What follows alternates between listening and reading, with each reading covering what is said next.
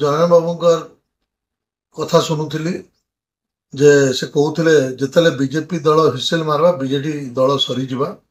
ଏଇଟା ଗୋଟେ ପ୍ରକାର ଏତେ ଫୁଟାନି କଥା, ଗର୍ବ କଥା, ଅହଙ୍କାରିଆ କଥା ନାଇଁ कहବାଟା ଭଲ है।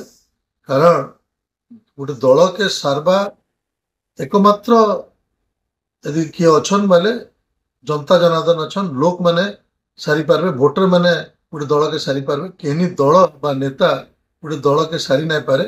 एवं मुई तांको निजे मन पके दवा लगी चाहूचे जे जेतेले 2009 रे गोटे समय थिला तांकर 6टा विधायक थिले एवं 13% भोट थिला।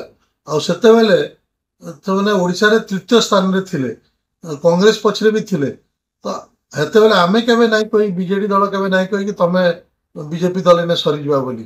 तो आज सरकार अछन, काली फिर सरकार रहबे किसी गारंटी नहीं न। इने लोक ही निर्धारित करसन कि आगे जीवा कार दल रहबा कार दल नहीं रहे।